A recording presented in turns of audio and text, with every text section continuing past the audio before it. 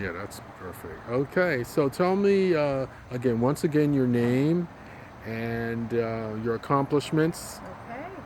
I'm Erika Dunlap, Miss America 2004 and Miss Florida 2003. Okay, what brings you back to Florida? Well, I'm a native of Orlando and I currently live there as well. What's interesting about me coming to St. Petersburg is that I won the title of Miss Florida here in St. Petersburg at the Mahaffey Theater.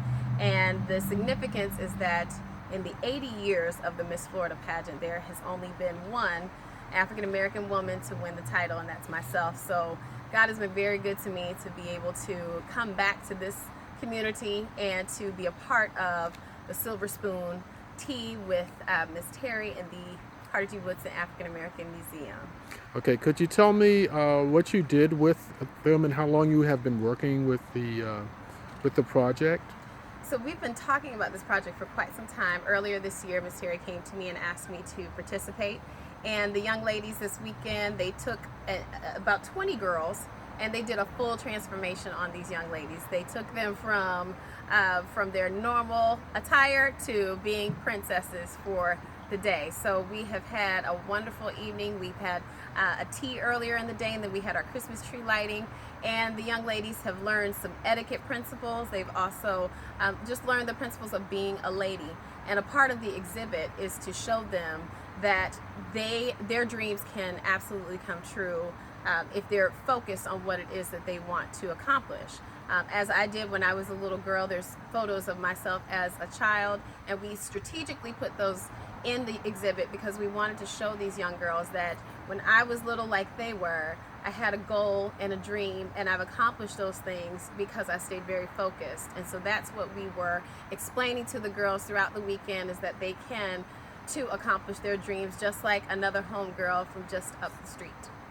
Okay, so the other thing, you were talking earlier about they were taken out in a limo, I think earlier today. Could you talk about that? Yes, so the young ladies were picked up today. They stayed in a hotel suite last night, and then this afternoon, after they got all dolled up, they were picked up in a limousine and paraded around the city, and then they culminated here at the museum to have their introduction as well as their tea party. So it has been very exciting for them. Many of them have never experienced anything like this before. So getting a chance to get all dressed up and cleaned up and put into a limo, that's an unbelievable experience for a 9 or 10-year-old. So these girls are ahead of their time, so to speak, and they now know what it takes to be a lady and how to present themselves well. So that's very important to us.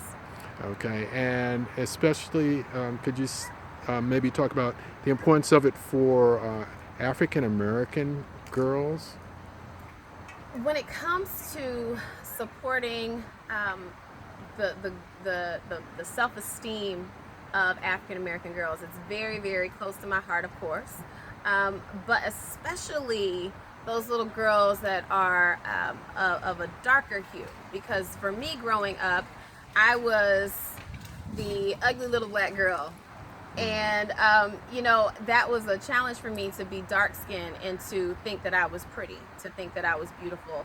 And many of the girls in my school or in my neighborhood or at different events, the lighter skinned girls would always get the favor, but the dark skinned girls would just kind of be in the background. And so it was very important for me to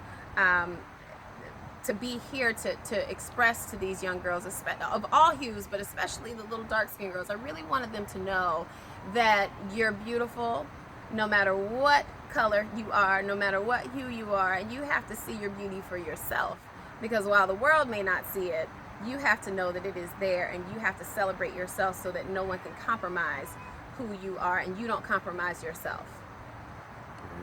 Thank you very much.